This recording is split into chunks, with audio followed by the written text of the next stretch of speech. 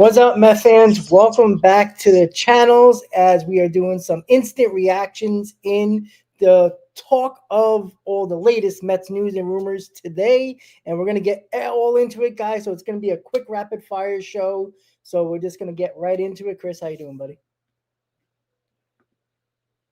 Can you hear me? Can you hear me? Yep, you're good. Uh-oh. It's on me. Uh-oh. What happened? You don't hear me? Hear me? I hear you a little bit. Nope, you keep on going out. Hear me at all? You're going in and out, man. Can you hear me? I hear you now. Testing. Can you hear me? All right. You got me? I got you. Oh. Testing. I hear you. You got me? I hear you. Okay. All right, we're here. We're here. Yeah, I can hear you. Right, we're good. Yeah, all right. All right, here we go. There we go. Pop-up stream. This is what we get for doing the pop-up stream. We get all these technical difficulties. All right, man. I'm stoked, man. We got winter meetings coming up in just about 3 days here. We got a lot of news and rumors to cover and talk about with this team. A lot of stuff has been dropping surrounding maybe not particularly the New York Mets, but the Mets have been linked to a lot of key players, but also just teams around the league that are making their players available and also fielding offers or getting ready to gear up and field offers for their respective players. And it's huge because a lot of these players that we are hearing about are direct needs of what the Mets need for 2026 and beyond. So it's a very exciting time. And I will let you take over here for just a second while I figure this stuff out in the background. Yeah, so, according to all the reports, the Mets are getting every free agent and they're making every trade. So we're going to have the best rotation in baseball, the best lineup, the best bullpen, and 2026 World Series champions. I mean, who wants more than that? But yeah, listen, a lot of rumors happened today. And look, it's 48 hours before the winter meetings start. And you're hearing a lot of rumblings about, it seems like the trade market is starting to heat up a lot more than the free agent part of this offseason, especially when it comes to starting pitching, right? We're hearing a lot of talk about the Twins not looking to trade Lopez or Ryan. That was the latest reports. There's so much to talk about. But again, what is real, what is not, that's something that we're going to try to break down. And, there's so much to talk about. Me and Chris just needed to jump on and figure out what the hell is going on because, a lot of this can be crap. A lot of this can be credible. And that's what we're trying to do here. And, we're not really going in order here when it comes to topics. But, the interesting thing was, Joe Ryan, you heard names in a possible trade. You heard Joe Ryan, the Mets are interested in, and the Twins are interested in Jonah Tong. And then you did a video, I did a video, everybody did a video. Everybody started to, put packages together, and Byron Buxton was a part of this. And then today we get that the Twins might not be trading any of their star pitchers.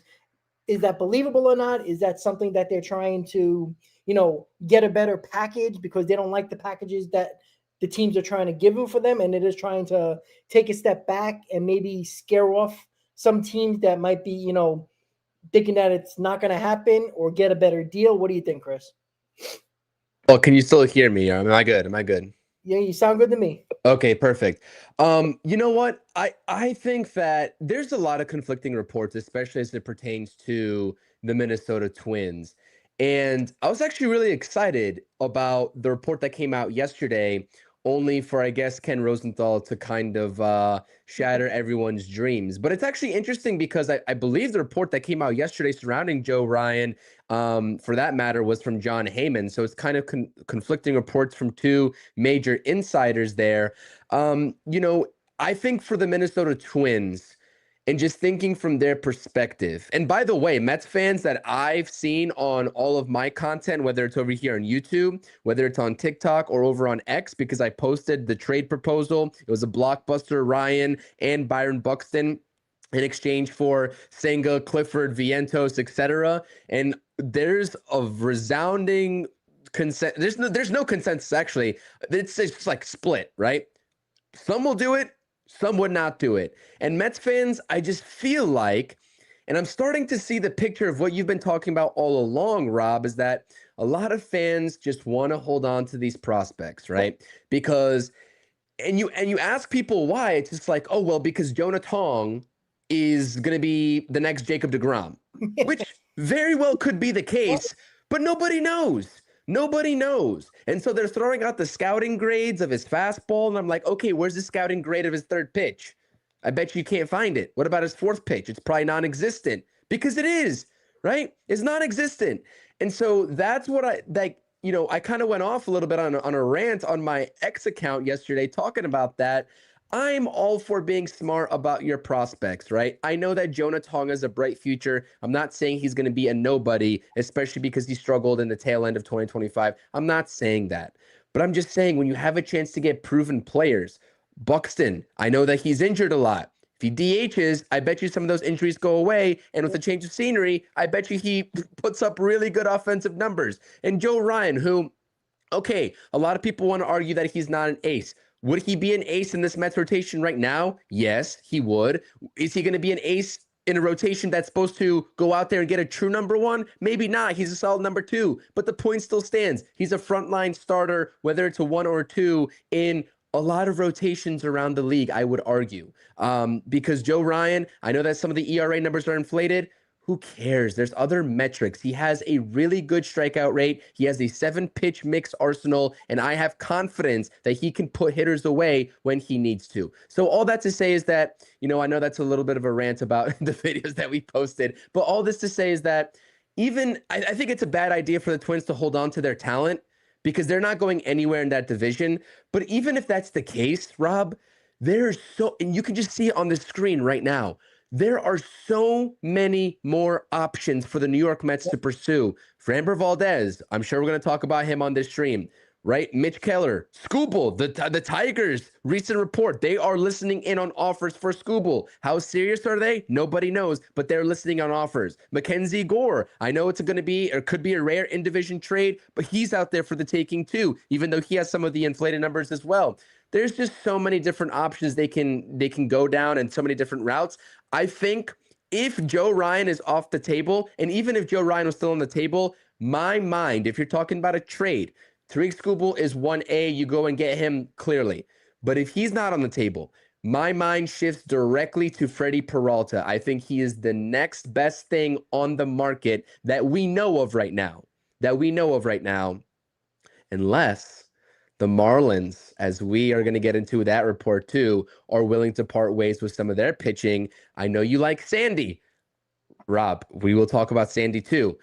But Edward Cabrera is a name that I would love to have on this team. He's young, electric, years of control left, 2026 and beyond, 4 years of control left. And we've seen him in a Marlins uniform against the New York Mets. And the Mets have been linked to him. Like, we know this past trade deadline, they like the name Edward Cabrera, and so do I. So there's nothing short of options this winter meetings coming up, and also the rest of this offseason in terms of the pitching front. And that's why we're doing this stream right now, because there's a lot to get into, and we don't want to miss out. Yeah, and going back to the Joe Ryan situation, about a lot of Met fans on Twitter today, they don't want to give up Jonah Tong, and it's like, why? Like, I mean, he barely is developed in his secondary pitch, let alone his tertiary pitch or his fourth pitch. Like, we got to understand something. Even if Jonah Tong figures out his second and third pitch, what is that going to be? July, August? You really want to wait for that? Well, somebody else is filling in, and you might not sign or trade for a starting pitcher because, well, Jonah Tong is coming down the line. This is the reason why you got 3 top pitching prospects, because you know what? One's probably expendable, possibly 2, especially if the Mets make moves like signing a Valdez or signing, a Michael King or trading for Peralta and all these guys that are available. There's so many options available that one of these guys are expendable. And you know what? Brandon Sproat showed more than Jonah Tong right now. Brandon Sproat's kind of ahead in that game. He's still got work to do, but I could see Brandon Sproat starting as a number 5 starter during the season. I don't see Jonah Tong being a starter at least until after the deadline, and that's an if. That's if he develops into it, that develops those pitchers. So for Met fans, and it sucks to confirm what I've been saying, but it's a fact. Like, it's not even about prospect huggers anymore. It's just the fact that people are so desperate for homegrown talent that they would rather lose with homegrown talent than win with less homegrown talent. Like, we shouldn't care about how we win. If it's a bunch of guys we sign and trade for who are no homegrown talent, nobody's going to be less happy if we win a championship. I can assure you that. But their mindset is so blown out of the water and just doesn't make sense. The mindset needs to be about winning, not about how your emotions feel about a certain player. Players come, players go. That's it. You always root for the name on the chest, not the name on the back. Haven't we figured that out by now, Chris? Well, apparently not. Apparently not. And so I think that you've been preaching this for the longest time. And you know what? Last off season, I was a little bit skeptical because I was just like, okay, there are definitely some untouchables, right, in this organization.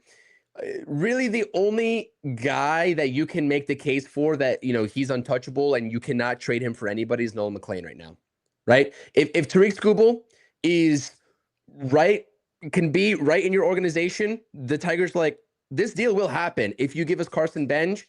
I love Carson Bench. I think he's going to be great. You make that deal, no doubt about it. Then you have to sign Bellinger. Yeah, right, correct. And there's flexibility in doing that, right? And and that's the point here, is that there's a lot of flexibility. My thing is this: Mets fans. And I understand, like, I appreciate the debate, right? I'm not going to just, belittle Mets fans that want to trade or don't want to trade prospects. It's not what we're here to do. We're here to have a healthy discussion and conversation about this because it's both sides of the coin, right? I understand that prospects can materialize and they're also needed to backfill certain spots, right? I'm sure we're going to see that in 2026. But a guy like Jonah Tong, who is going to be a great pitcher, like I said, I've been very high on Jonah Tong. I won't backtrack on that. But it's very clear that he struggled with the put-away pitches and the put-away stuff and the 5 starts that we saw him in 2025 at the tail end. And you're telling me that it's going to take one off season and the months in between to develop a competent 3rd and 4th put-away pitch? I think that's egregious. There's no chance. And so the patience that us Mets fans have to have with these prospects developing, I don't think that the Mets are on the trajectory or the timeline if they are able to get proven talent this offseason to wait, like you said, 6, 7, 8 months for these guys to finally start to put things together and show their potential. How long did it take Brett Beatty to finally come to form? And that's an extreme example because that's like 3 years of a guy that's supposed to be a top prospect that finally put things together in 2025. And I'm not saying it's going to take all these prospects that long, but they're not going to be immediate contributors right away to the degree that Nolan McLean was. Yep. It's just unrealistic to expect that from them.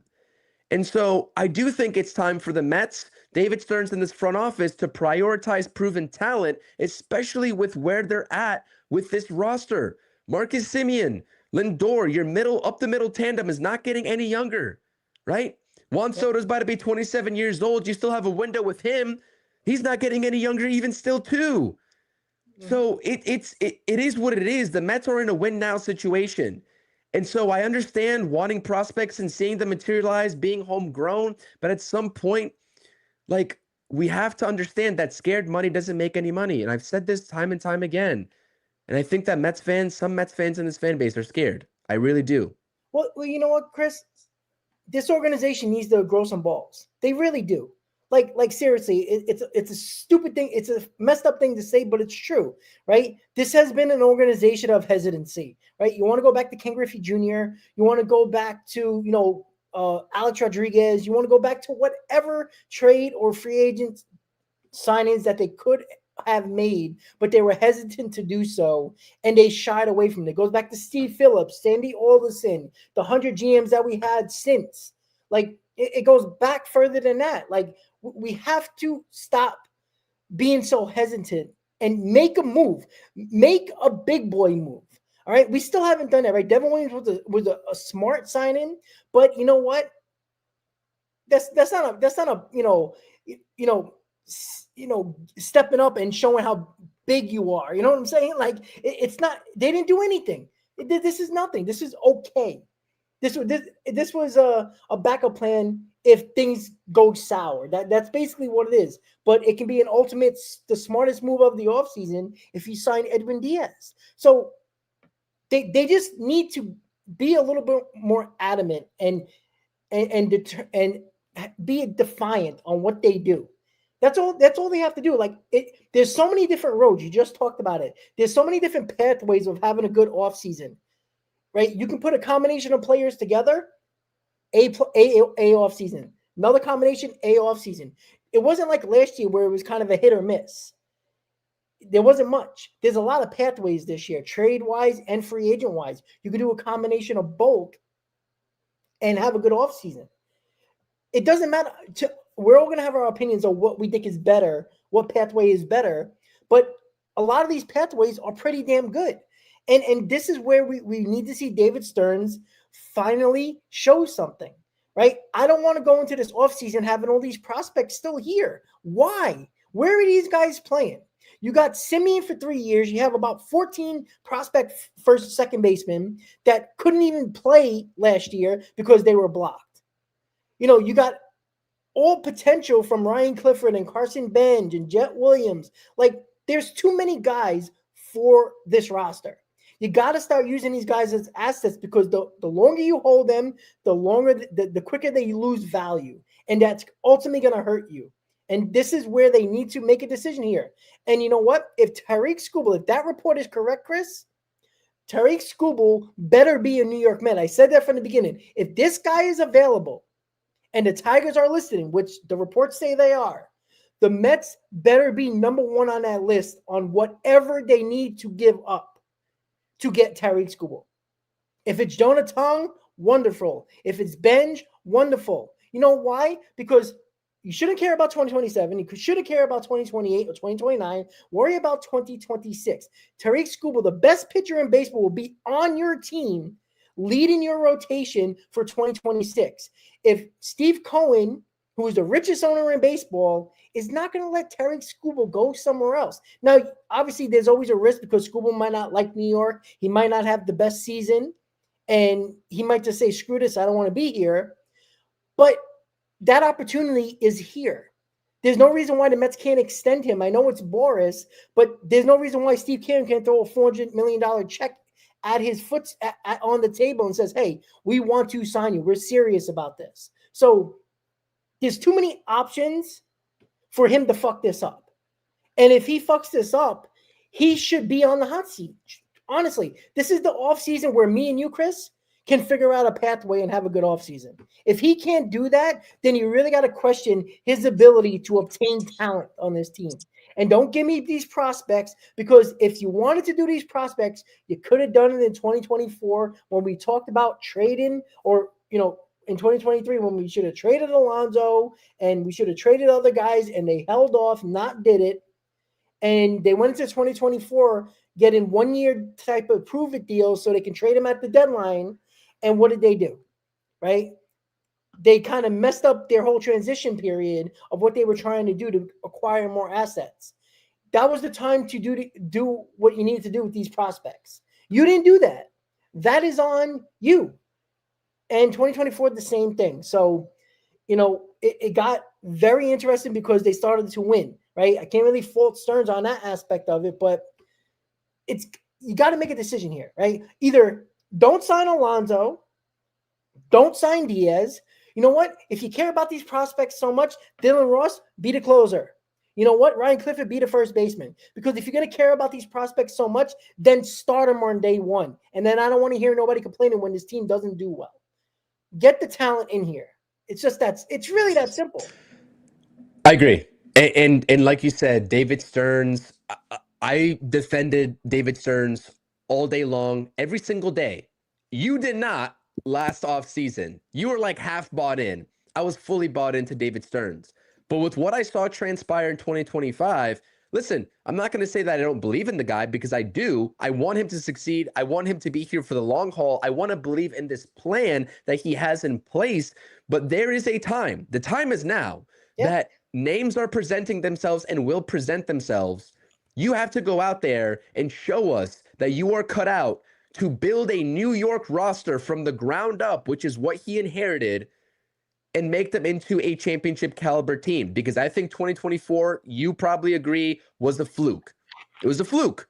They were not on the same timeline. It's kind of like the New York Giants in 2022 when they miraculously made the playoffs and won a playoff game under the first year of Joe Shane and Brian Daboll. It's the same concept with the Mets and David Stearns in 2024. Literally the same thing. And it's a shame because then Mets fans' expectations were sky high, and then the lowest of the lows hit when we didn't even make the playoffs in 2025. So I'll give him some leeway there and some grace because, yeah, we were not supposed to be in that position in 2024. 2025, I get it. There's a step back. I didn't expect it to be that much of a step back, but it was. Now is the time to be like, you got Juan Soto. You made that investment. You need to go out there and put a competent roster together. So let's get into some of these names in particular. Where do you want to start? I think it's very important because we both have agreed that the number one priority should be Edwin Diaz. And there are a lot of reports surrounding Edwin Diaz right now that the New York Mets and Edwin Diaz are not close on a deal. We all know that Will Salmon and everybody, all the insiders are saying that Devin Williams signing is not taking them out on the sweepstakes of Edwin Diaz, right? We know that. But Diaz wants 5 years. At the very minimum, he wants 4. Now, I think the Mets will go 4 for him. But their ideal price point in terms of years is 3. How do you bridge that gap? That's what the negotiations are right now. So the good sign the good sign here is that I don't think the Dodgers want to go 5 years either. Because wouldn't he have signed already? Correct. Right? I mean, you just assume that. So I'm thinking, I don't think the Dodgers, I know they don't care about money too much, but are they going to really have another high-paid reliever with Scott, Yates, and Diaz, getting a ton of money just for the bullpen? I don't think they're gonna cry to their mommy about their payroll because it's already enormous. But I don't think the Dodgers want to go 5 years either, and that's why you keep on hearing that. I know Evan Roberts is probably not credible, but it was weird that he said that to start his show today, and that kind of blew up my phone today. In regards to again. But did you see? I think it was Laura Albanese. She kind of blew it up. Debunked that. Yeah, basically. But again, who the hell knows? Like I don't know. Again, she's a good reporter. She isn't like a newsbreaker or she isn't like a reporter that like reports this type of news and trades and. But she doesn't go out on limbs and is not incorrect all the time either. Like but she gets her opinion on Baseball Night in New York. But like, she is not the one to start tweeting saying, "Oh well, I heard the Mets are doing or listening or looking at this guy or that guy." She doesn't do that. So for her to step up like that, I don't know if she heard something different or I don't know. Like I'm not putting her down or anything like that because she could be absolutely right. Well, she said it's a source. And I do believe she has sources, probably more so than Evan Roberts. I'll go on that limb. I think so, yeah. But it was just weird that Evan Roberts just came out like that, like nonchalant in the start of his show.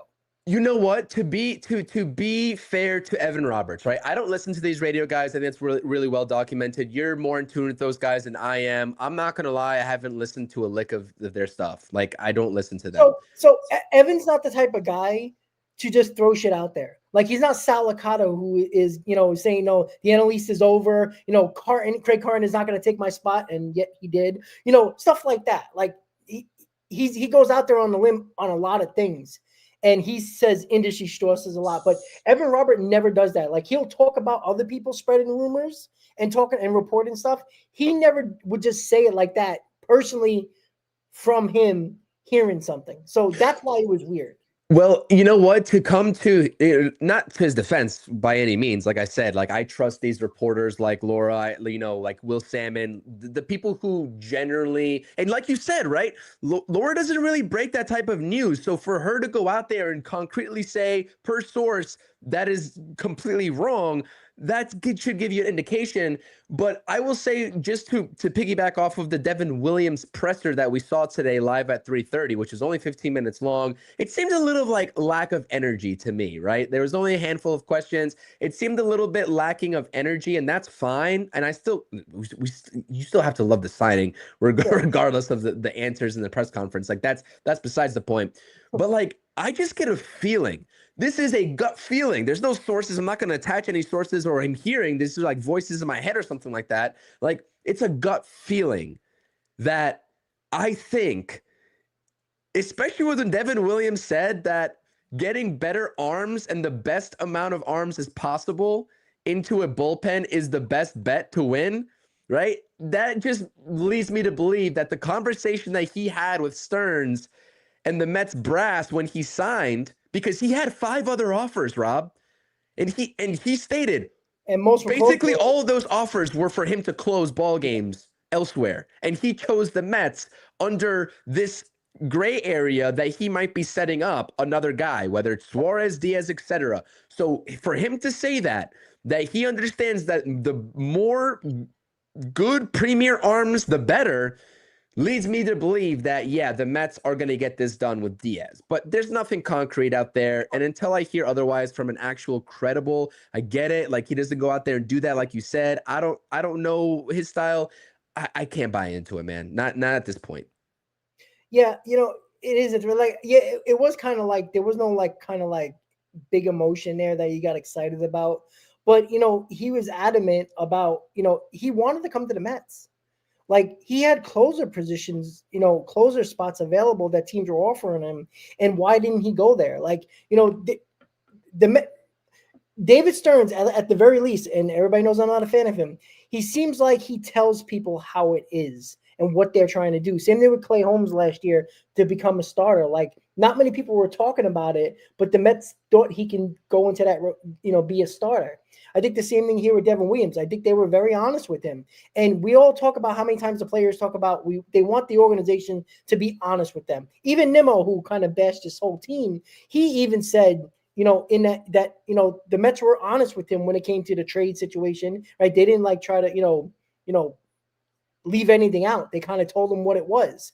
And I think players respect that. And I think Stearns was like, listen, yeah, we're still trying to go for Edwin Diaz here. And, we're not against you being a closer, but you know what? We liked you, what we saw being a setup guy. And if we happen to not get Diaz and you might be the guy, we trust you in being a closer as well. So I think that honest atmosphere that Stearns seems to bring, I think resonates with a lot of the players. And that's why I think he chose the Mets. Like, I think he could have got more than 3 years, $45 million or close to $50 million.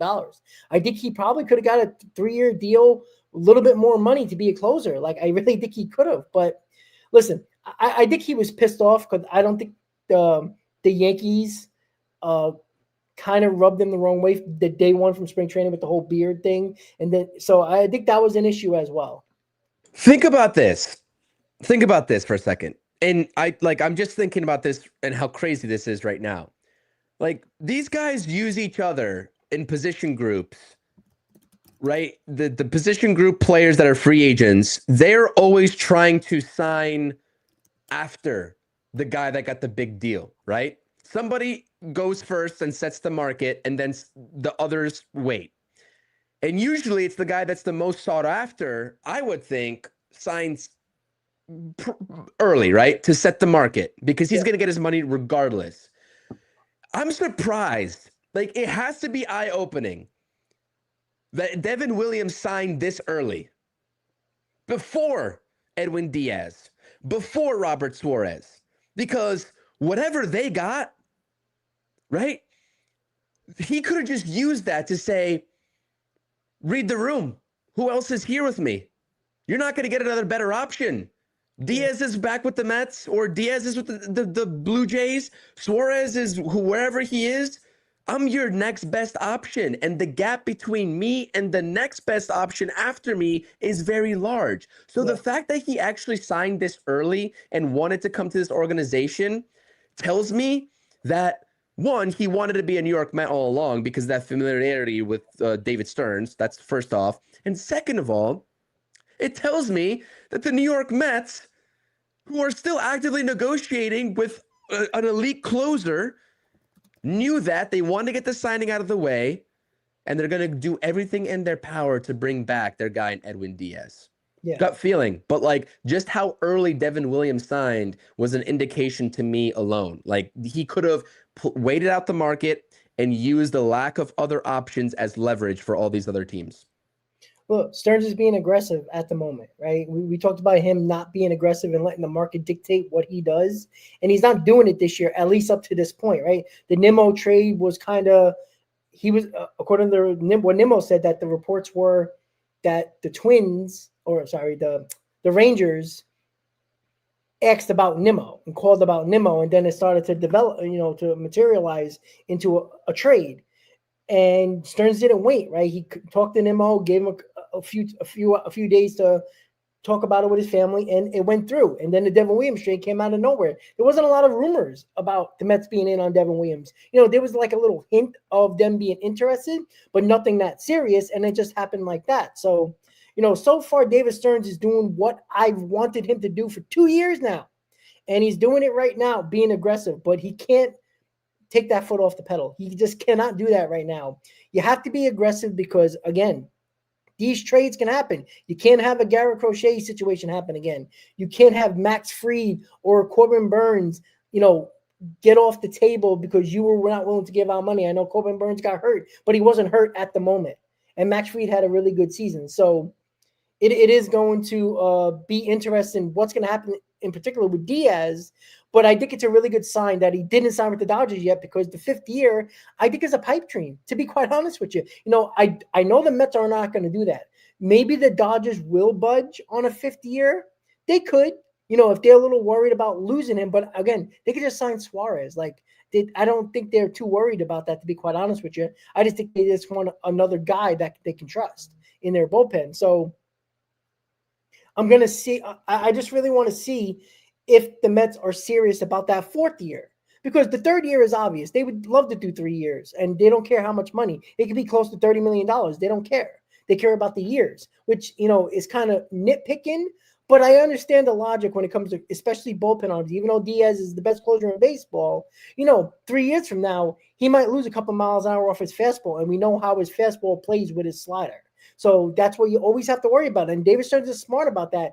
But you can't be that smart and be smarter than everybody else and lose Diaz to the team like the Dodgers. You just can't do that, especially if it's the 4th year. Because if the Dodgers sign him for a 4-year deal and the Mets weren't willing to do that, that's a bad job by David Stearns. The 5th year, I kind of get, even though I would still do it and risk it.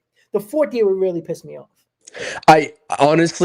I will say this. I'll probably go against that and say that I think the biggest threat to sign Diaz to a 5-year deal just out of desperation, because they gave a desperate deal out to Dylan Cease, is the Toronto Blue Jays. Okay. I think the Toronto Blue Jays would do it over the Dodgers. Well, have we found was there a lot of information on the Blue Jays, though? I know they're kind of interested, but we haven't. Heyman said that he sees the biggest threat being the Blue Jays to the Mets. And there's actually a lot of Dodgers beat reporters. I think Katie Wu is the reporter's name. I think that's who I saw it from. That is directly a Dodgers beat writer. Said that the Dodgers it's very unlikely that they're going to be after Edwin Diaz given the asking price. So I think right now, with what we've been hearing, is between the Blue Jays and the Mets. And that's also coming from John Heyman directly.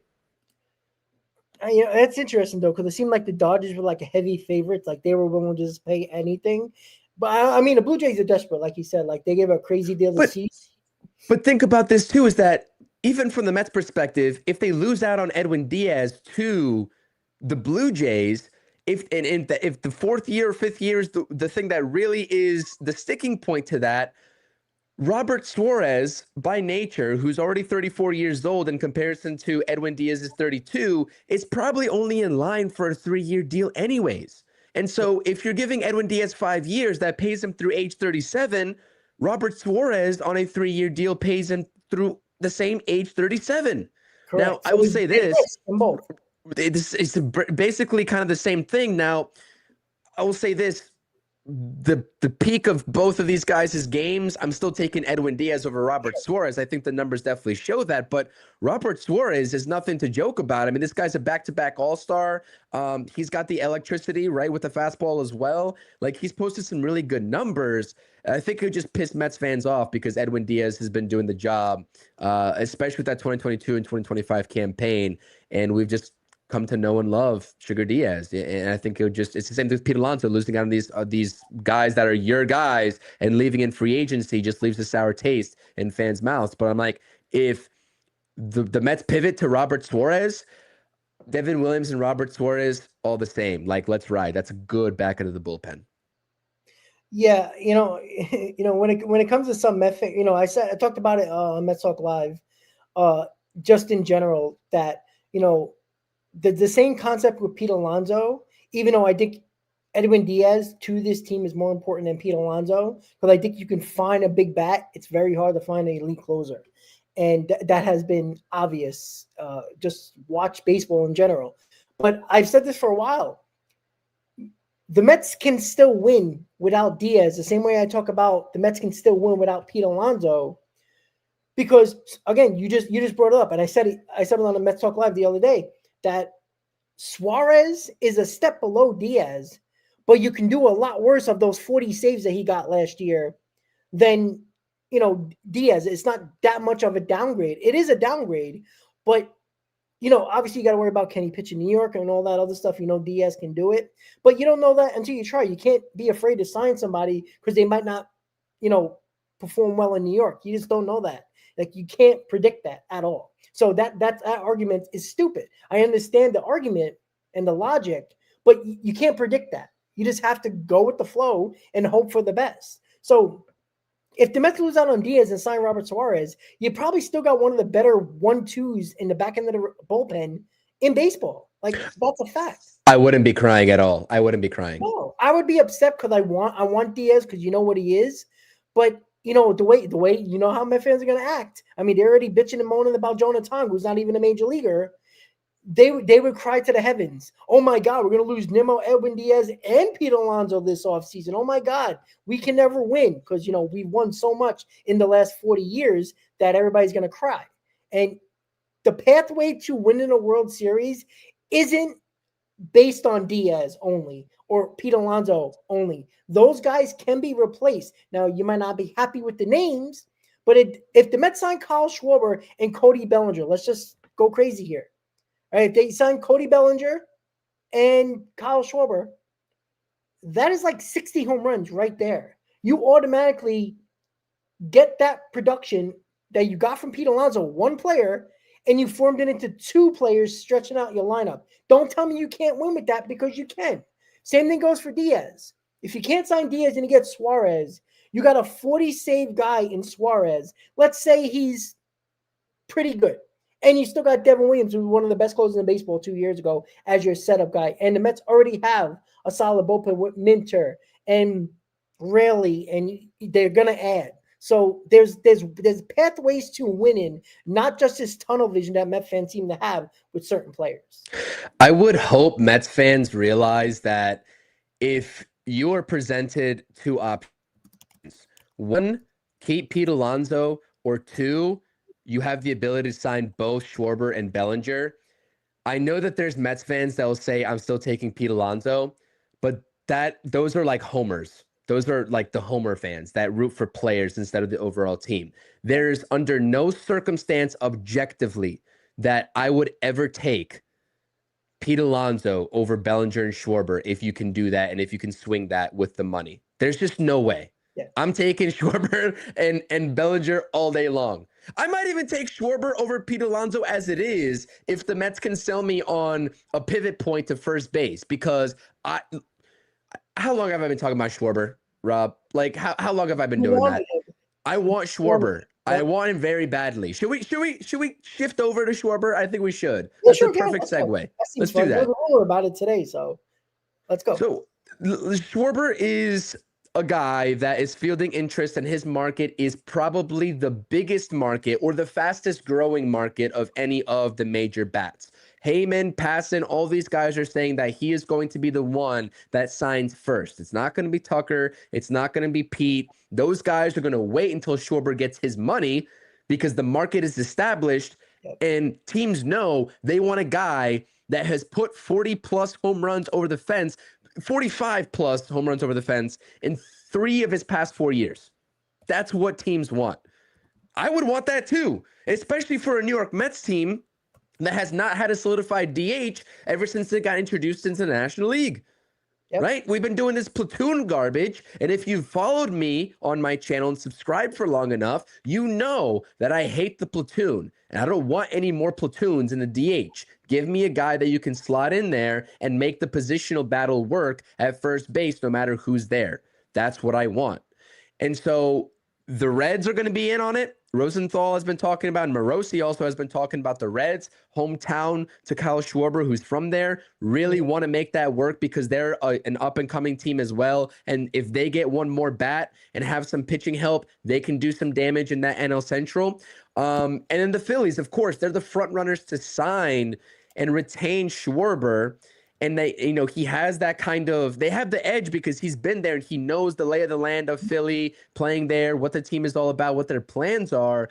But at the end of the day, if the New York Mets can also just be like this pest to the Phillies and drive the price up, that would be immaculate.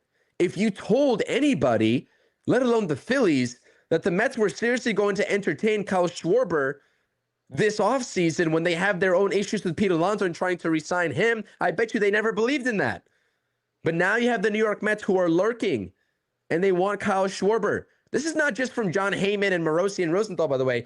Jeff Passan has linked the Mets to Kyle Schwarber on numerous occasions. And if there's one name that I will always trust as it comes to any MLB news, it's Jeff Passan. So, yeah, this is a real thing, Rob. This is a real thing. I'm not sure how Kyle Schwarber views New York. I think that's been a big sticking point of a lot of fans saying, well, he'll never come to New York because he doesn't like New York. I'm not sure I've ever heard Kyle Schwarber say that. Could I believe it if that was true? Yeah, maybe. But I've never heard him say that. So until that actually gets said by him directly from his mouth, then I'm under the assumption that the Mets, this is fair game. And at the least, you drive up the asking price for Kyle Schwarber, which makes the Phillies pay more. Yeah, he's going to the highest bidder. Just like Pete Alonso, probably Edwin Diaz. That's what's going to happen. Like favorite or not, he can easily go to his hometown team and take a little bit of a discount, right? But he's not going to do that. If the Reds don't pay him the most money, he ain't going there. Same thing with the Phillies, same thing with the Mets. And you just said it. If the Mets just drive up the price for the Phillies because they're desperate not to lose him, then it's a win because it probably limits the Phillies to do something else. Because they already talked about that. They're trying to, possibly trade Nick Castellanos just to, shed some payroll to add something else. And they also lost JT Realmuto. That's, Schwarber and Realmuto were leaders on that team. That is something that you also have to look at that as well. And, I know people are talking about, I think somebody said Schwarber is not a better fit than Pete Alonso. I kind of think he is, to be quite honest with you. I think, how many more times are you going to keep losing with Pete Alonso? And, for all the Mets fans that want to continue to give Pete Alonso credit when things go well for the New York Mets, you got to give him blame too when the things go wrong.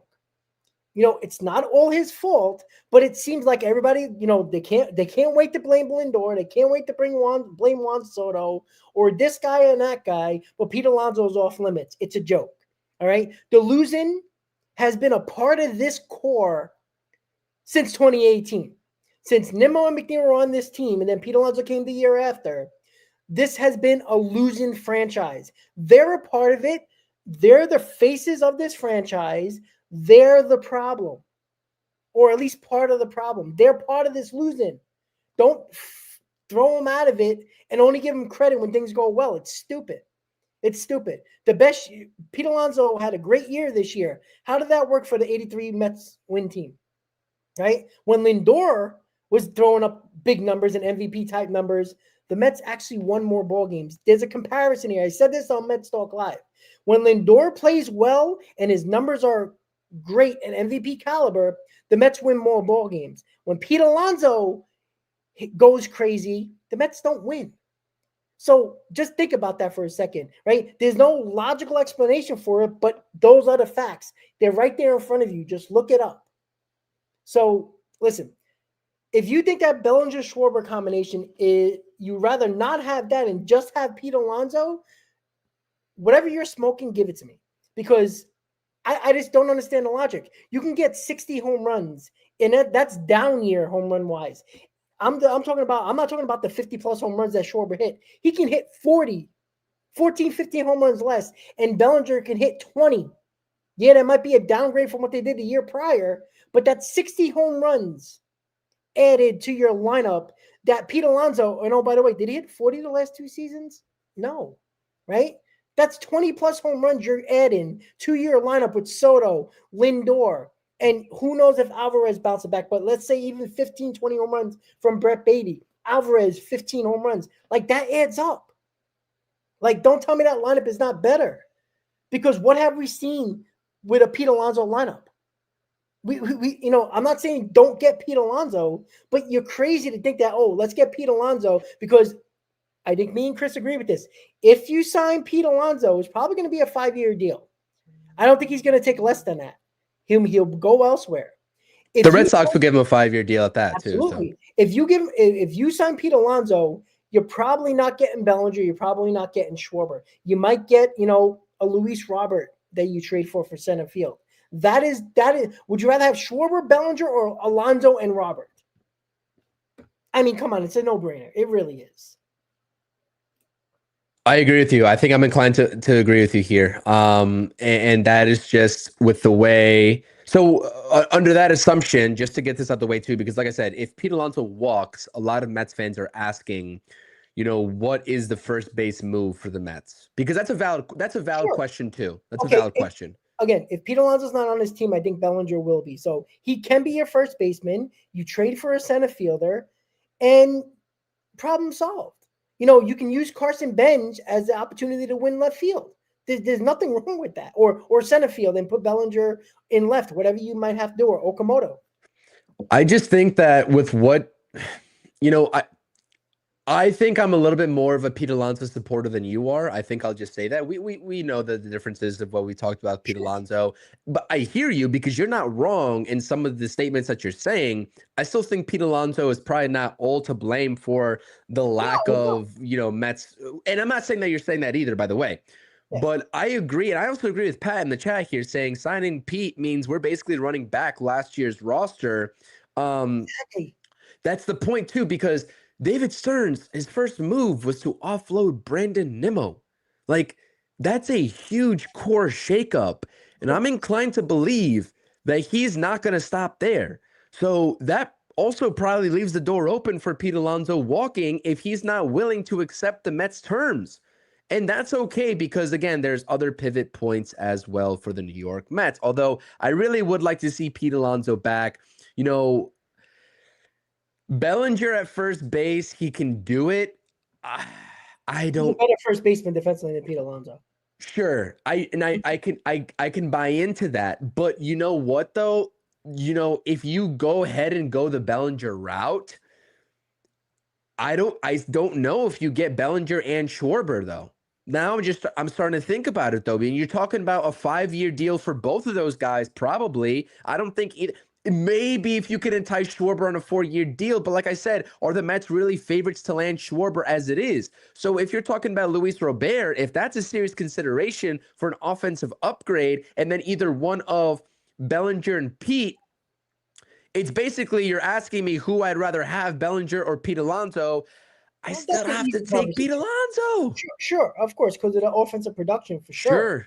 I'm not naive to say that it's Bellinger over Alonso. That's a stupid conversation. But we're talking about how can we maximize our bats this offseason of what we acquire via trade or free agency, right? I think because I think the fact that Pete Alonso could get a 5th year and closer to $180 million, I feel like that might take you out of another potential position player only because of the fact that I think Pete Alonso kind of locks you in to a position of first base, and you might have to platoon him more with DH. At least with the Schwarber situation, he's going to be the DH.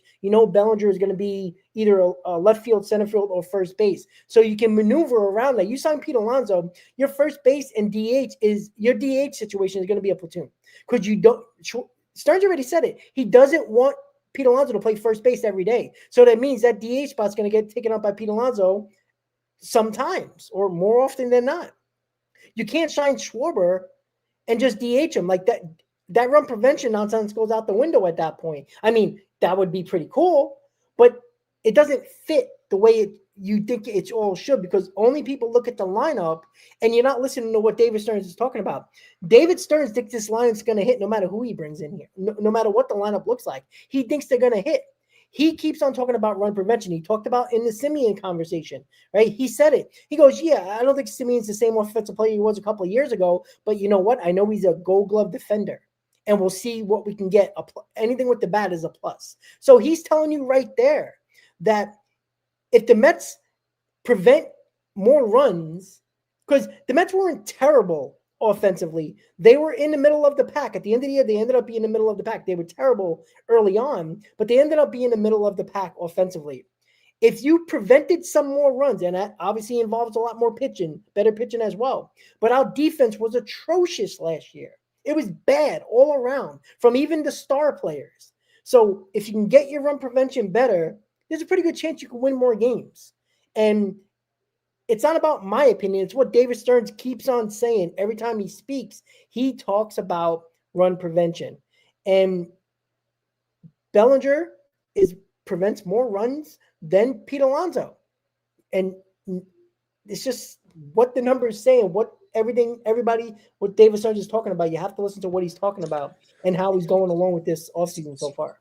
Yeah, no, I agree with that. And, with the whole DH situation around Pete Alonso, I've always been skeptical that it's going to happen in 2026, because I think those conversations were surrounding like 2027 and beyond, somewhere along the lines of his, long-term contract that he's supposedly getting. So I don't know. It remains to be seen. I mean, again, we're talking about these combinations. I'm happy with all these combinations. Like, I'll take Bellinger, I'll take Schwarber, I'll take Pete Alonso back. That's fine with me. But it's not about which main bat you bring back, because I think you get one of those. But who is the other offensive upgrade? And that's what this super chat right here on your account is talking about, right? Mets had the best offensive tree in MLB last year. What's wrong with running back Pete, Soto, and Lindor if you changed a lot of the other pieces? How many other pieces can you change around them? You're talking about bringing in a Robert Jr. or maybe some other bat that we're not talking about right now that hasn't been reported, and that's basically it. Like, these are big financial commitments between Schwarber, Bellinger, and Pete. So you have to choose wisely between these names. Correct. It's not like you don't have much flexibility once you make that decision. Correct. So, but Pete Alonso makes for less of a flexibility factor for what you do, because now you're talking about a subpar offensive player, most likely in center field or left field, and that's the problem, and that is where David Stearns kind of has a problem with this, and I think that he knows that if he can get Pete Alonso on a 3-year deal, maybe 4 with an opt-out, or just 4 years, I think he can maneuver another big bat on the market, even if it might be a trade that we're not thinking of. Okay, let's do this. Okay. Let's do this. Based off of what you just said in the last few words, Mets get Pete Alonso, right? Or let's say Mets get Bellinger, right? Instead, let's say Mets get Bellinger, and they trade, because this has been circulated that I've seen, but nothing credible. But we know that this player could be on the trade block from his respective team. Wilson Contreras, who just shifted over to first base. He's carrying about $18 million on his contract. Let's look at this Wilson Contreras. This is not where I want to go, but I can see David Stearns doing this. As much as it pains me. Let's see here. I think this is a realistic possibility, Rob. Wilson Contreras, ready? He has 2026, 2027, and a club option for 2028. So it's basically 2 years that you have to be locked into him. At $18 million in 2026, and 2027 is $18.5 million. Now let's take a look at Wilson Contreras' defensive numbers at first base, because he, like I said, with the injury concerns, he shifted over in St. Louis to first base. Let's look at Fangraphs here. I always go to Fangraphs for the defensive metrics, because we're talking about run prevention here at the other day, right? This is what our Pobo is talking about, run prevention. Let's take a look at this. Let's see here. Game log. All right, I'm on the wrong thing. Here, let me pull this up. You can talk for now, and let me pull this up, because I think Wilson Contreras, I don't know why, gut feeling. It's just like if you're going the trade route, because like I said, if Pete Alonso's not a New York Met, yes, you can have Cody Bellinger play first base. Is he going to do so on an everyday basis? That's where I have concerns. And Ryan Clifford's not going to be ready in 2026. So there would have to be a lateral movement. In an ideal scenario, you go out there and you sign a guy like Okamoto, who's going to also be a very big financial commitment.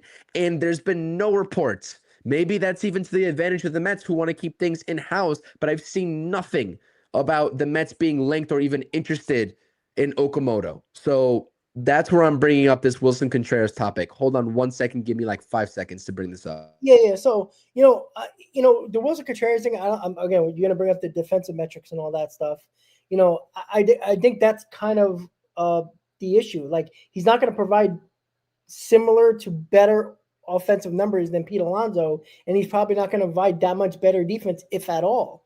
So I don't know if that would be a move to do unless you bring in a Schwarber or a Bellinger to kind of counteract that. So, until you give out the metrics, it's kind of like, one's got to be, obviously the offense is not better than Pete Alonso. His defense got to be elite. And if it's not elite, then I think it's kind of a wash at that point because Pete Alonso is the better player. I mean, if I had to choose between one, I'd rather go the Pete Alonso route. But it's tough because I don't know. I think that when it comes to run prevention, it's just what David Stearns keeps preaching every time he has a microphone in front of him. So it's kind of tough to know that we're looking at potential offensive numbers that can be replaced and better this lineup and stretch out the lineup a little bit more, extend this lineup a little bit more than what it was last year. It seemed like 1 through 4 wasn't the issue. It was 5 through 9. And it kind of, was a problem because no matter what the numbers were from the 1 through 4, the 5 through 9 was impossible to deal with because they were so terrible. So I think stretching out this lineup is important. And, that's why I still believe the Mets need 2 bats in here. Unfortunately, they also need 2 top line starting pitchers as well because David Stearns put them in this situation. You got the numbers? Yes. They're better than Pete Alonso's, might I add. He played a lot of first base. Over 1,000 innings at first base in 2025 for the Cardinals, right? He had previous experience in first base or at first base in the Chicago Cubs days, but this was his first season that he really played first base for the Cardinals on almost an everyday basis, right? DRS numbers, -1. You want to know what Pete Alonso's is? Let me bring up Pete Alonso's, actually. His outs above average is really good, like top tier. Pete Alonso, Fangraphs. And this should be a actually eye-opening stat defensively about how Pete Alonso is not the defender that we all think he is, right? Or that I know that he's not. Yeah. Because yeah. Wilson Contreras is outperforming him. That's a problem. So let's take a look at this real quick. If I can pull it up here in a timely manner. Advanced, let me go here. So defensive run saved. Not to hijack this conversation surrounding this, because I know we got a little bit of time here. 2025, defensive run saved, -9 for Pete Alonso, -1 for Wilson Contreras. By the way, you want to be as close to 0. You want to be in the positive numbers, but if you're in the negatives, you want to be as close to 0 as possible. So Pete Alonso, -9, Wilson Contreras, -1. Outs above average for Pete Alonso. Oh, this is pitiful. That's just pitiful. -9 outs above average to Wilson Contreras's 6. +6. +6. That's crazy. That's a big number.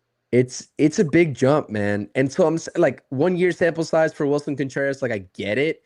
And I'm not trying to shame Pete Alonso here, but like I really do think Mets fans do not understand that he is not the defensive first baseman that we all think he is just because he can scoop baseballs. So I'm just saying. And honestly, Contreras is not a wild take. It's really not. It is really not. I'm telling you that right now. What was his stats last year? What like home run wise?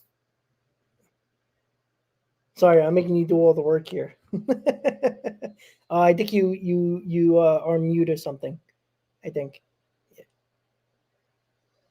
I think you put yourself on mute. Here we go.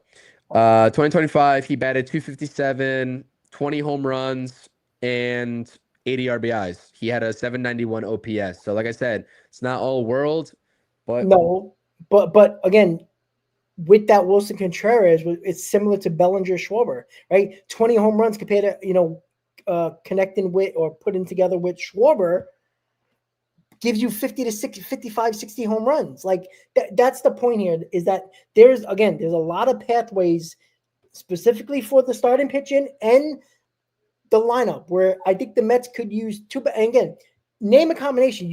Somebody says, what about Luis Robert and Pete Alonso? Okay, I'm fine with that. You solidify your defense in the outfield. You give Carson Ben a chance to win the job in left field, and you go to war with that. I'm okay with that. I'm not against bringing back Pete Alonso, but if too many Met fans act like Pete Alonso is the difference between having a successful season or not, it's ridiculous because there's other pathways here. I want Pete Alonso is bringing back the same bullshit again.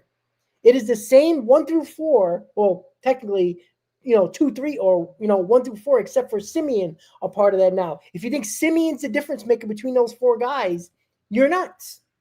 It's what is changing. You hope Lindor hits more home runs and more RBIs and has less cold streaks than Pete Alonso has the season he did last year, which could be a stretch. And then what do you do through 5 through 9? Like, we're not stretching out the lineup. We're dealing with the same stuff that we were doing last year. Like, Luis Robert is a big question mark. I'm not against it, but you're hoping for Luis Robert to find some life again. Or what are we dealing with here? Who's out third baseman? Is it Brett Beatty? Who's out left fielder? Could be Carson Bench. He's a question mark. There's a lot of, Alvarez. Who the hell is he right now? So your 5 through 9 is back to the same question mark it was last year. You can't have that again. You can't just be excited about 1 through 4 and forget 5 through 9 because we're going to be in the same predicament again. You're hoping, which again, here we go again. We're hoping somebody, 1 or 2 guys step up. And that's a big ask for guys that haven't done it enough to prove that they can stay in this lineup and be a part of this team. You got to stretch out the lineup. Why? I think you got to pair 2 bats. If it's Alonso and Robert, it's less of a risk because you know what Pete Alonso is going to give you. But if Robert steps up and finds new life, you got to win over here. That is why you got to pair bats together, Chris. I mean, that's just me, but it just feels like that's what it's they got to do, because bringing back just Pete Alonso is not exciting me enough. It's going to blind Met fans to euphoria, but it's not going to be good enough. It's just not. Like, Soto had a really damn good year. Pete Alonso had a really damn good year. Lindor had a very solid year. Nimmo had a good year. Where did that get us? So it shows you that 1 through 4 can do whatever they want. But if the rest of your lineup sucks, you're going to find a lot of losing games because you're going to get stuck with your lineup struggling to probably score runs just like they did last year. We had 3 guys every 1 through 4. We had all guys have over 90 RBIs. Yet we won 83 games. I know the pitching was really bad, but we did lose a lot of games because 5 through 9 was an absolute shit show. We can't have that again. I agree 100%. I mean, there's nothing else to that. I agree. And also, go ahead. Oh, I'm sorry. I was going to say, we've kind of talked about almost everything except for the Marlins and kind of got into the Keller situation a little bit. I mean, we should start talking about pitching because that's the biggest need here too. I mean, that's really the biggest need. Agree with you. Yeah. You want me to start with the Marlins? Well, I think we should probably start talking about Framber Valdez. I think that's the biggest thing that's come out of today. So you could take the charge on that one. Yeah. So when it comes to Framber Valdez, right, I think it's starting to pick up steam because I think the whole Joe Ryan situation and the Pablo Lopez situation with the Twins, where they might not be looking to trade their big starters, I think Framber Valdez is more of a possibility because what it does, it gives you an opportunity to use more of your assets in a trade scenario to get whatever you might need. I know Framber Valdez might cost you 5 years, possibly 6 at 180 to $200 million.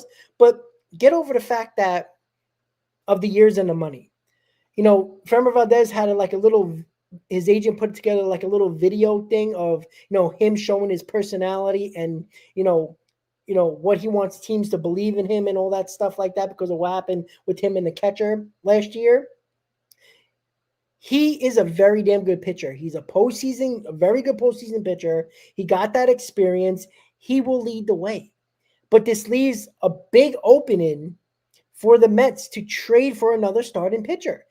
And I think they're going to do that. I've said this, and I think you believe me, Chris. The Mets are going to get 2 top starters. I mean, one might not be an ace, but one might be a very solid number 2. But I think they're going to get a very good to very close, if not an ace.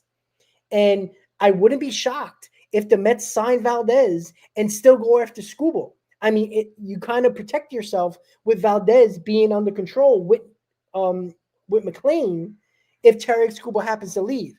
But the Mets have that opportunity to do that. I think it's a no-brainer to get Framber Valdez. Giving $200 million to Valdez is a lot smarter than giving $200 million to Dylan Cease because Valdez has been the better pitcher. He's performed in the postseason, and he's a World Series champion, where Dylan Cease has kind of, shoved it in big spots a lot of the times with the San Diego Padres. So I'm all on board to get Framber Valdez. Obviously, I think the Mets need to do one more, and I'm not against Peralta or anybody else. I would want Tarik Skubal, but you could do a lot worse than every other option you have.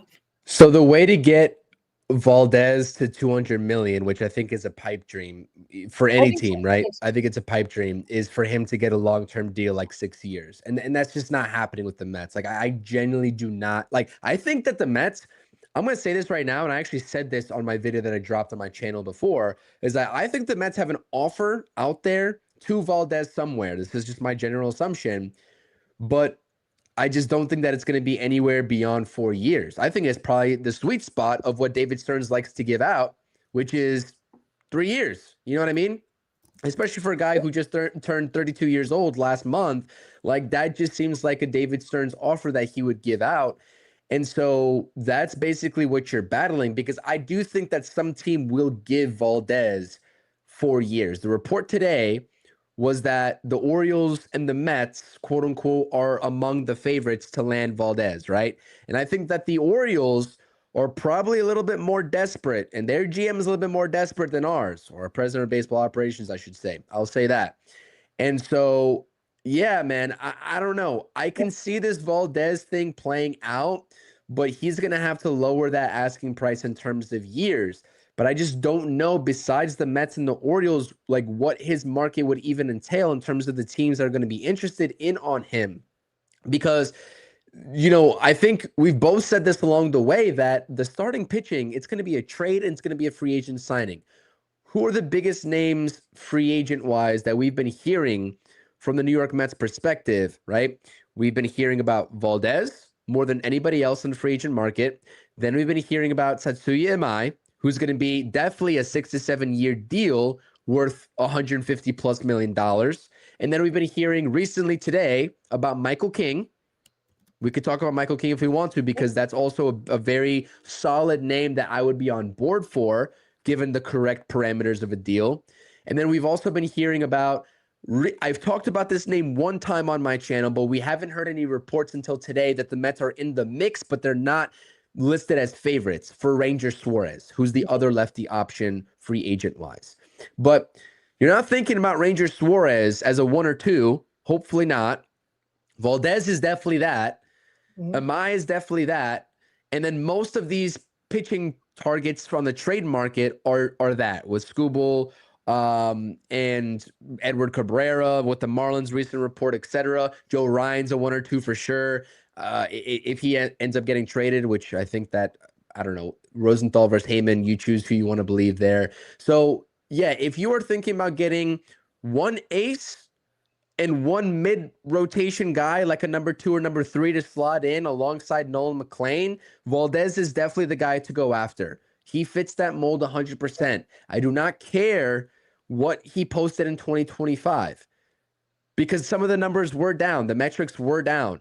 He's had up and down years, but he's pitched in really big spots, and he's been a part of a general winning organization in Houston, and I'd 100% trust him at the forefront of this rotation moving forward. But that being said, 6 years, 5 years even, David Stearns is not doing that for Framber Valdez.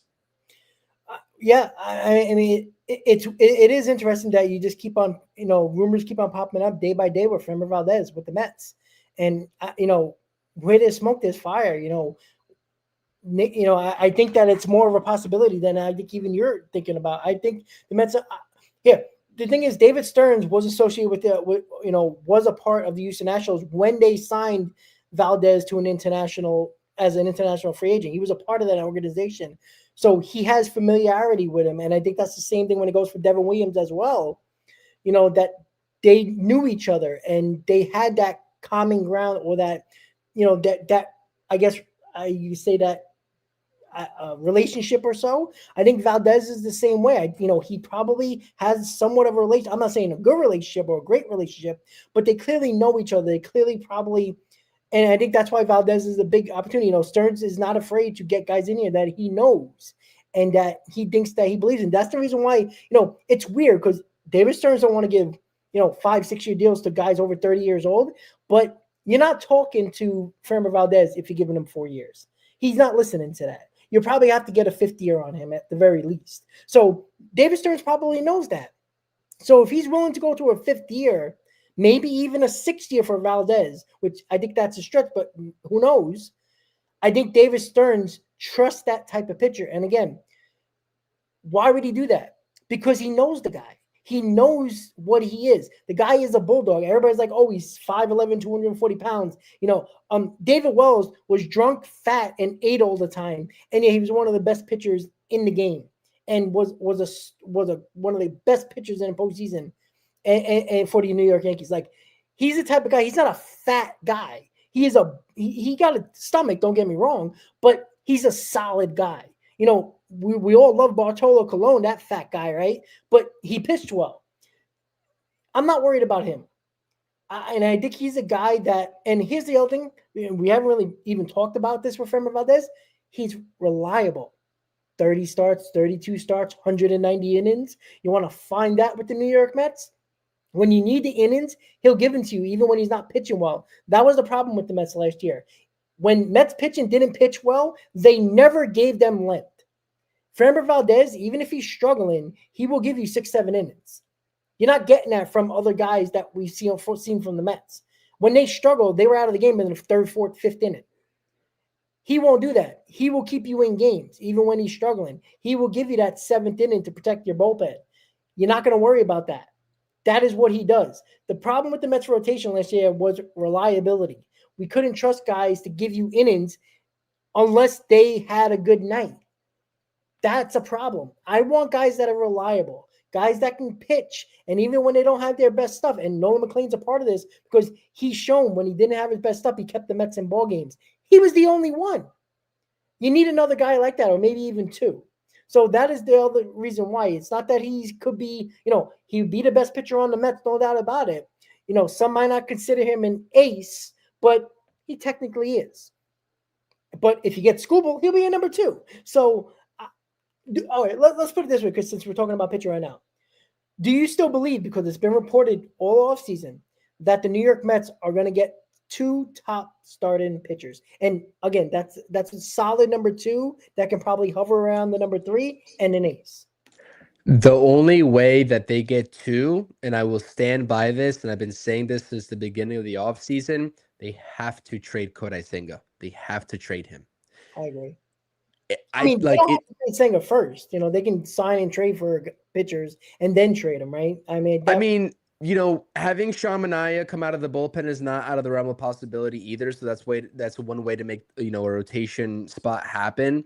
It also still depends if what their idea is between 5 or 6 guys in the rotation. I know you have a very strong feeling about that and a very strong opinion about that. But I think that's why I said, I don't think that I think Senga has production days ahead of him. Not what we saw in 2023 by any means, but the injury prone status of him is definitely always there. We needed him the most in 2025 down the stretch. He couldn't provide it. He's come to the Mets organization saying he wants to stay. He's got a 10-team no-trade list, and we don't know. It's not public. We don't know who those teams on his list are, but you have to clear that roster spot. I'm sorry. Senga has good upside. Will we ever see that in New York? That's a big risk to even think about in the next 2 years that he is solidified under contract to even take a chance on. Because Senga at the top of his game, we've seen what he can provide. But the only way the Mets go out there and get 2 top-line starters, like you just asked me, is if Senga is gone. And I'm still going to be under the assumption, in my humble opinion, that Senga needs to be traded. He really does. And I don't really care. I think the Mets care what package that's for. Because like I said, I still don't think they're going to sell low on him. But at this point, if they've identified 2 pitchers that they want via trade or free agency, it doesn't matter what the combination is, Senga has to be gone. Well, then they need to do it then, because like if you here's the problem that they're gonna have. If they do sign and trade for 2 starting pitchers, you kind of handcuff your choice or your potential return for Kodai Senga, because teams know you're not desperate to get anything because you know you have to get rid of him in this rotation. So you're not going to get anything. So you put yourself behind the 8 ball here. So I think that's why I said I think they need to trade Senga over the next 2 days, tonight and tomorrow, before the winter deadlines really get started, so you can really focus in on your rotation and not have to worry about getting rid of people. Because I mean, I think that's malpractice for this team, for this organization. You can't sign Valdez and go out and, or either sign a Mai or trade for a starting pitcher. Let's say it's Valdez and Peralta. I mean, you could keep Senga. I mean, what are you going to make him your number 5 starter? I mean, I don't think anybody's going to complain about that, but I don't want him on our team. I don't want a guy who quit on this team. And I think the Mets were fed up with him last year. He needs everything to be right, and I don't want to go to a 6-man rotation because it fucks up other guys in this rotation, as I've been talking about all year for the past 2 since they got Kodai Senga. The 6-man rotation sets up the potential of problems for other guys who don't like to pitch on extra rest. They feel like they're too strong sometimes. I'm not saying every pitcher, but there's 1 or 2 guys, I guarantee you, that don't want to pitch every 6th day. They don't want to do that. And you can't keep on doing this to these other guys to appease Kodai Senga, who needs everything to go right just to get on the mound before he even pitches well or not. He's not trustworthy. He's pitched, in 3 years, a year and a couple of months? He's pitched a year and a half out of his 3 years. That is not reliable. That you can't have these unreliable guys in this rotation and think it's going to be okay. You got to start learning your lesson a little bit. And if the Mets are serious to bringing 2 top starters in here, get rid of them. I know the return might not be great, but you got to make a decision. Again, another indecisive situation with David Stearns about Kodai Senga. Make the move. Do it. Get a reliever for him. It might be somebody who might not be good, but maybe hit lightning in a bottle. You got to make a decision on here, because you can't lose out on a potential better starter on the market, either in free agency or the trade market, because Kodai Senga was still a problem where you want to send him because of returns. It doesn't make sense. If you can convince a team that they will take on the entire rest of his contract, and then you sell low on him for, let's say, a prospect or a low leverage bullpen arm, then yeah, I think that's definitely fine too. But I think that with what the Mets have set as a precedent, under the Steve Cohen regime, that they're just going to get these contracts off the books and also take on money as well. At that point, like, if you're getting nothing of value in return or close to it, and you also are expected to take on half of his salary or even anything of his salary, then it's just not worth it at that point. Just keep him on board. But if there's a deal, maybe even a package deal, that you can attach stuff to Senga and make things work there, and getting something in return and not having to take on any of his salary, depending on where he goes and what kind of market team it is, then that could also make sense as well. So I think things are very fluid with Senga. That's the one thing that, like, with the list of candidates via trade from Jeff Passan that we've seen, that I'm like, I just generally don't know where David Stearns' mind is at with Senga, because I can see a situation where he stays, and I can definitely see a situation where they're getting multiple starters and he goes at any cost. Well, here's another possibility about a trade, just with Senga instead of a package.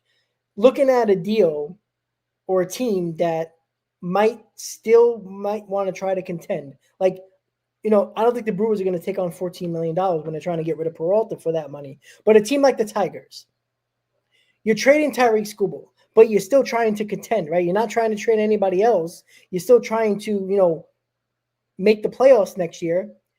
You give them Kodai Senga in a package, obviously, and that puts that guy in that rotate. It could put Senga in their rotation so they don't lose an arm. And obviously, they're probably going to get a pitcher, top prospect pitcher, either Sproat or Tong in that deal along with others. That sets them up to fill that rotation spot right now, have potential of that pitching prospect that we give and whatever else we might give. That might be appealing to the Tigers than just prospects, because you fill that rotation spot with Senga. So that might be an option as well. Now, again, we know Kodai Senga has a limited no trade clause with certain teams. I don't know if the Tigers are on that or not. But you could do that, because that might be enticing for the Tigers, because they can get more prospects back in an overall package if they're just looking for prospects. But if you're still trying to contend, what are you filling in that rotation? Because if you're not going to spend money on big time free agents to replace Tariq Skubal, then you need quality arms. And yes, I know Kodai Senga is often injured, but he is a quality arm when he's healthy, and he could be a top pitcher if he's healthy. I don't think the Mets can risk that and keeping Senga. In my opinion, I think it's too risky, because if you keep Kodai Senga, I think we're out on that 2 top starting pitcher market, and we're only going to get 1. And I don't know if that's the best idea for this team. Listen, at the end of the day, like, I understand that Senga, like, we all understand his upside too, which is why we're like more than maybe not more than happy, because I just literally spent 5 minutes saying how I think we should clear his roster spot. But I do think that he could be productive, even given some of the question marks at the end of the day, if the Mets do decide to hold on to him. But these teams aren't naive. These other teams know that the Mets are having questions about him. The fan base is having questions about him. There's injury concerns about Kodai Senga. And I think that there's teams that will take him on, and they'll even take on maybe some of his contract, maybe half of it, because he's owed $30 million over the next 2 years. He does have a 3rd year attached to the back end. It's like conditional option, whatever. I'm not sure what metrics that involves, but I think teams will take on some of his salary. I just think that you'll need to make it a package instead for them to be enticed to do that.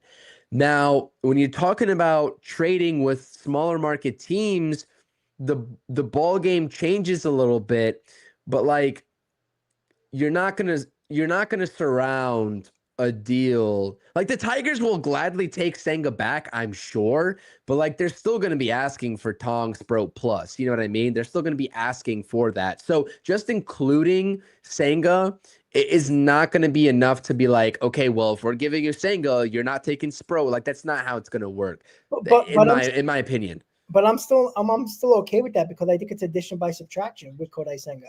Sure. If you're bringing in Tariq Skubal in here, and let's say you get a Freddie Peralta, or sign MI or something like that, I'm okay with that. I think it's addition by subtraction here with Kodai Senga. I think it kind of entices the Tigers to still be competitive this year with filling that rotation spot, and you could still give up Tong and maybe Benj and stuff like that, whatever the package might be. I think it's a risk willing to take, because Tariq Skubal is the best pitcher in baseball. Like, it has to be for Tariq Skubal. I don't, it's not going to, no. I just want Kodai Senga off this team. I'm not saying not to get anybody for anything like that, but that is another pathway when it comes to a trade for the Tigers. And again, if Tariq Skubal is available and the Tigers are listening to teams that have reported that's happening, the Mets need to do it by any means necessary. It would be wrong. It would be such a detriment in back-to-back years to lose out on Garrett Crochet and Tariq Skubal when they both were available and you were talking to these teams. You can't lose out on both of those two guys because that shows that David Stearns is what? Indecisive. He's afraid to give up too many prospects. Like that cannot be an option anymore. You cannot be afraid to trade. I'm not saying to trade 9 out of your top 10 prospects, but some of these guys are blocked. Some of these guys are blocked by other prospects that you might feel favor of. Pick a bunch of prospects that you're willing to trade and let's get it done. To finish up, we only got a couple of minutes left, but with the Marlins, we haven't really got into the Marlins at all. But Sandy Alcantara, Edwin Cabrera, you brought that up to me earlier. If you want to bring it up real quick with Edwin Cabrera, let's chat about it real quick. Yeah, so and I think that we need to talk about this because this actually just released maybe 40 minutes before we came on stream here, and Will Salmon and Rosenthal broke this, saying that the Marlins are going to be interested in trading and listening in on offers on their pitchers outside of Yuri Perez, right? That's the one name that they're not going to be listening in on offers. So by that, with this report, you'd have to think Edward Cabrera is out there and Sandy's out there. You're a big Sandy guy. If I remember correctly, you think that Sandy is going to be a New York Met.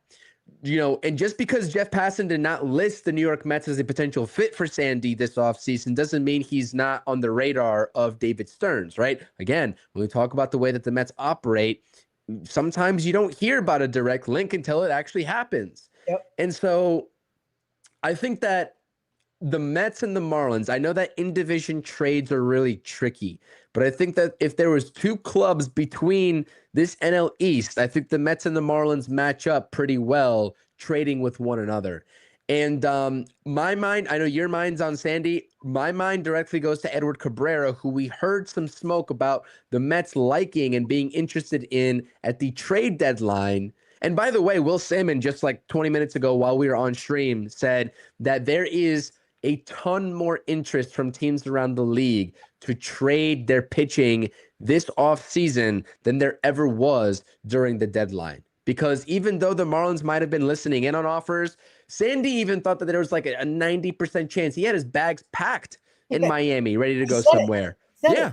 No, they did. That was a report. He had his bags packed, and he ended up staying, which I'm sure surprised him too, as well as everybody in the MLB community. And so now seems to really be the time. And let's be honest, the offseason is always a better time to trade your pitching or any big name player than the deadline is, because you only get, especially depending on the contract. Now, this is not to say the same thing for Sandy or Cabrera, because they have multiple years of control left on their contracts, but I'm talking about rentals, right? Rentals are better off being traded for the most value this offseason rather than midseason, which is why when you talk about Freddie Peralta, I think Freddie Peralta is getting traded, especially with the way that the Brewers have been operating. He's got 1 year left on his deal. The way to maximize the potential of a return is trading them during the offseason. Anyways, Edward Cabrera, there's already a direct correlation there. He's got 4 years left to control. 2026, 2027, 2028, and 2029. Then he is an unrestricted free agent. I think he's 28, maybe 29 years old right now. Some of the numbers have been a little bit inflated, but the one thing that I took a look at and I was kind of impressed with, he had a career year when it came to the metric of the walk rate, because he has been a pitcher that has been wild and has not had his best command. And when he is able to get that command intact, the numbers elsewhere follow thereafter. And I'm not saying that he's going to be a number one. He's not an ace-like guy. He does have electricity, right? He has the put-away stuff, changeup, curveball, really good put-away pitches, fastballs at 97 on average. But that is a guy, when you talk about a mid-level starter, if you don't want to commit the $150+ million to Tetsuya Imai to be your number 3 behind Noah McLean, Edward Cabrera is right there. You just need to send over the necessary prospect capital for a guy that you get for cheap for the next 4 years in his arbitration years. So I like what I'm hearing from the Marlins perspective. I hope that this rumor and this report out of their organization is true, because they got some serious talent that is on the block there with those two names alone, let alone anyone else, that the Mets could definitely use. So I'm excited, man. Pitching, So many options, man. So many options and so many different combinations. And I think this is going to be a really interesting winter meetings. And I think that, we're going live on Sunday, right? So we're going to be talking about day one of the winter meetings. So we'll see you all then as well. Yeah, and we'll definitely bring that up in just a second. But with Sandy Alcantara in general, Dolo said he's overrated. I know he was so overrated. He beat the Mets twice in September. All right, this guy performed outstanding in the second half. This guy is coming off Tommy John in the first half. It was going to take time for him to get his miles per hour back, get his feel back of the pitches, and when he did, he was damn good. 7 innings both times against the New York Mets in September. That would have been nice on our team, right? Sandy Alcantara, I think it would cost less asset-wise, prospect-wise, than Edwin Cabrera because of the fact that Edwin Cabrera is making no money at all. He has a similar amount of years. I think he has 4 years of control, over 3 for Sandy. But because Sandy's making more money and the Marlins want to get rid of that contract, it's more likely that you can give a little less to the Marlins. And we know what the Marlins want from the Mets. Brett Beatty is caught the Marlins' eye years ago. They still like Brett Beatty, especially under control for a lot more years. And you can fit him right into the lineup. Yeah, you have to give probably you might have to give up Tong, maybe AJ Ewan, maybe Santucci, something like that in that combination. I don't think it's going to take more than 2 top prospects, to be quite honest with you. I think you can get Beatty, maybe a Santucci, and maybe another lower-level prospect that's high on the list. I think you can do that because you are taking on that money. Now, that might not appease the Marlins, but if they still want to get rid of that contract, they have to be willing to take somewhat of a lesser deal.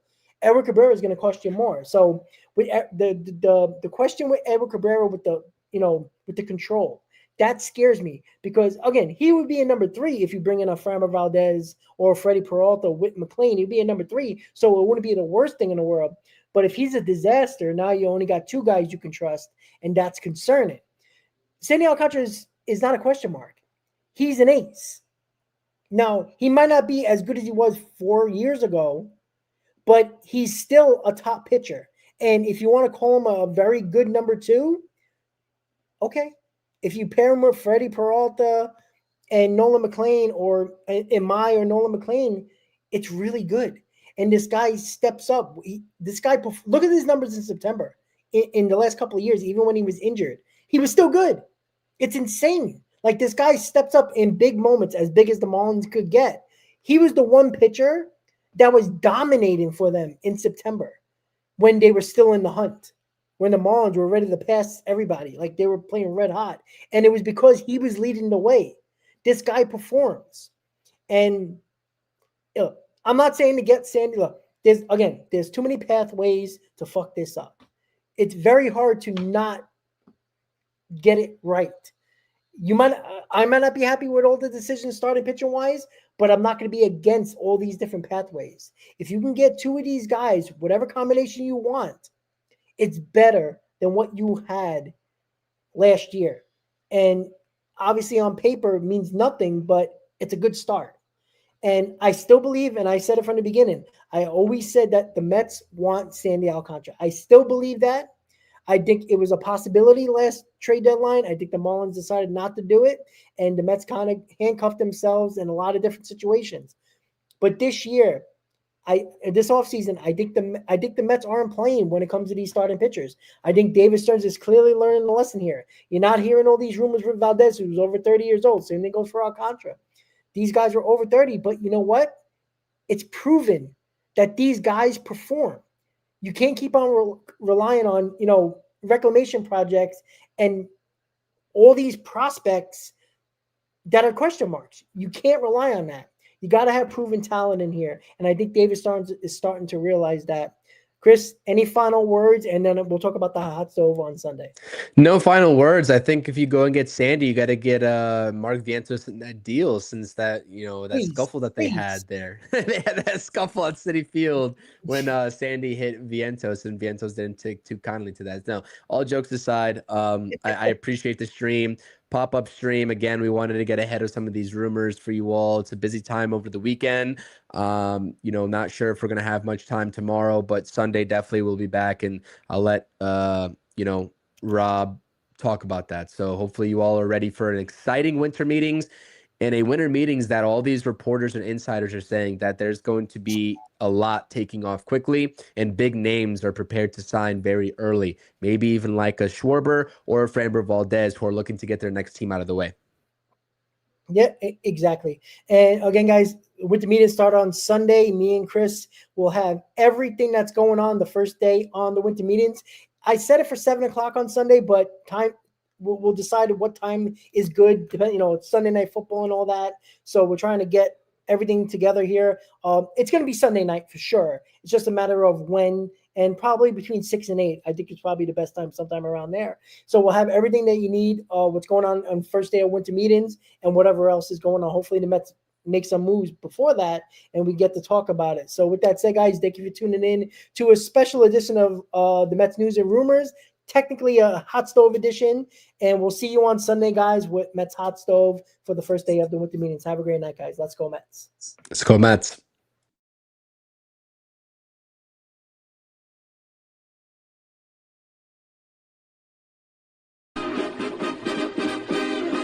Meet the Mets, meet the Mets. Step right up and greet the Mets.